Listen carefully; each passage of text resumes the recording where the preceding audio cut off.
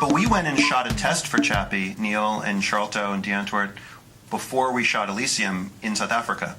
And so it was just when we were working on Elysium together, you had the idea, and we went down and for like 2 days shot in Johannesburg.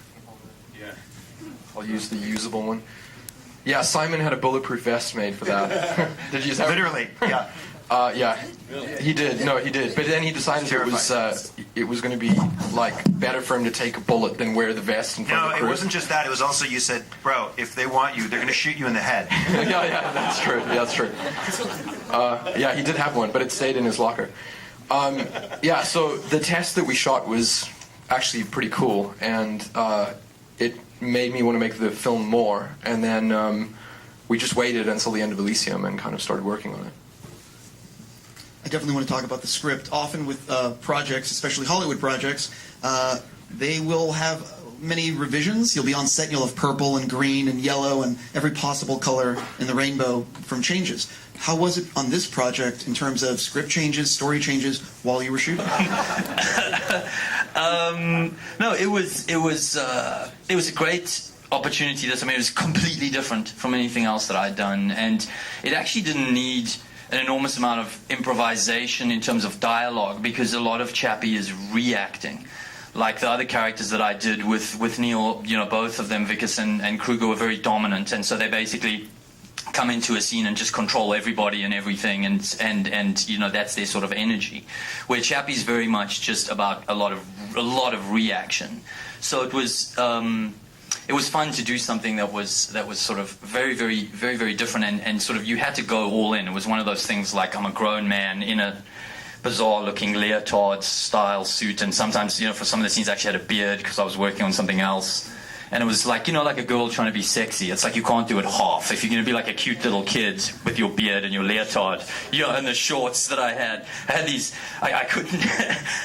My biggest problem was that the leotard clothing was completely the opposite of like gangsterism, you know, clothing, because gangster stuff's all loose. So I had this thing where I wore these little shorts. I was trying to work out like how I could do it. And I got a little pair of shorts and I put a belt on. And then whenever you see Chappie gangster in the movie, it's basically me with the shorts riding down my backside, you know, so that it's like, so you know how they do, like the gangster thing where your pants are like this, so that everything you're doing kind of starts to come from this kind of, you know, as you walk, it already starts to be like, yeah, you was it, you know. And you'll see Chappie like holding here, or holding his and there's no belt, but it's he's just still doing the motion anyway. Yeah, it was fun. It was fun. I was seeing if there was another person. Oh. Is there a surprise visit? Sigourney. Oh. That'd be sharp. If it's David.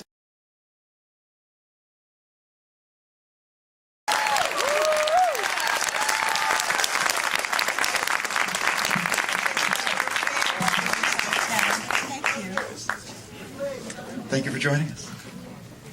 Pleasure. We'll get you a working mic, we No, promise. I don't need one.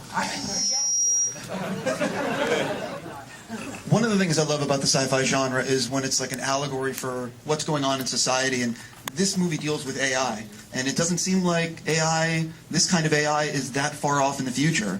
Talk a little bit, for all of you, if you could talk a little bit about AI and your thoughts on this thing. And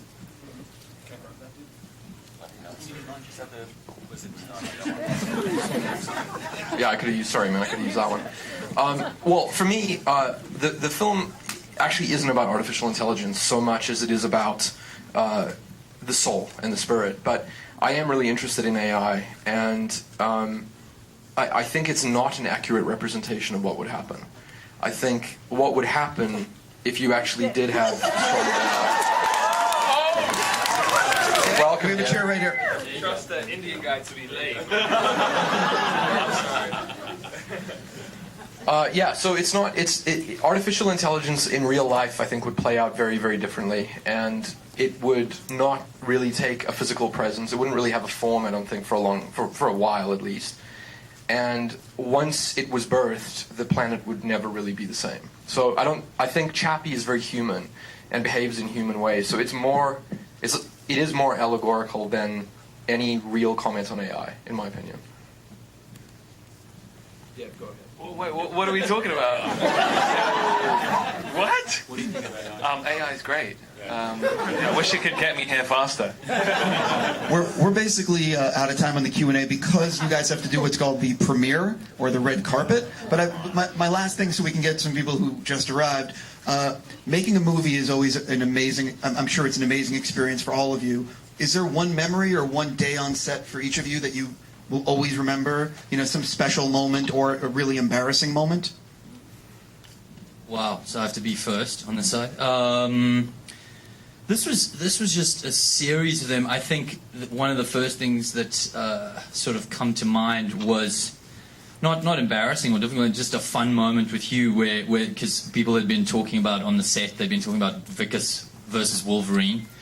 And so there's a fight scene that we're doing one day, and I'm like all boldly smacking on Hugh and like all brave, and he's lying there in the corner.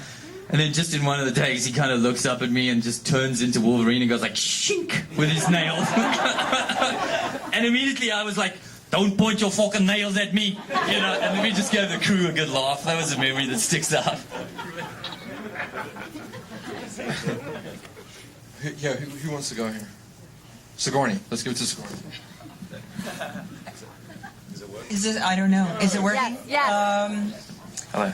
Gosh, you know, I didn't get to be there for a long time, and it was just incredibly exciting to be working in South Africa with Neil, with Charlton, with Hugh, and with Deb, and with Simon, and every day was a blast, especially when we were villains, and we got to be, you know, especially villainous the last few scenes, and you know, Neil just let us sort of go and improvise and see where it took us, and it was really fun. So I'm sorry that that's not more entertaining, but that's what I remember.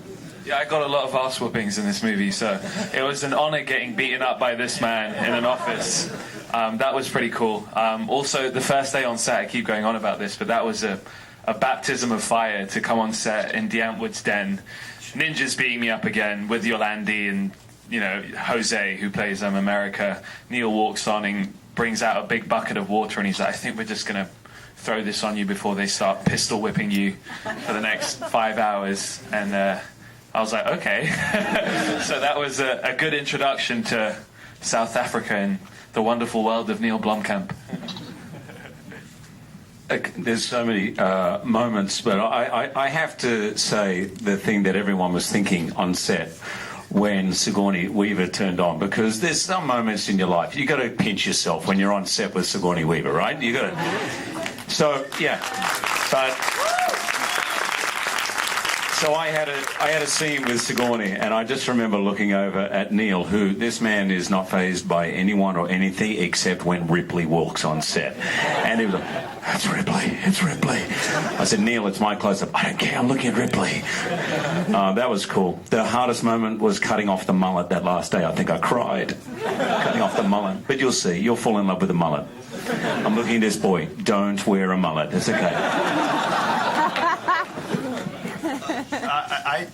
I love science fiction, and I think one of my favorite things, with no offense to the actors, was what you'll see in the movie The Moose, the creation of Hugh's character, that Neil actually built it, whatever that was, 10 feet tall, to stand on a set and see this massive robot staring back at the actors, was pretty rad. Usually on a movie it's like a CG fake thing, but it was a real thing that was built and shipped down to South Africa. So to be in the middle of Joburg with a 10-foot monstrous robot was pretty neat. Yeah.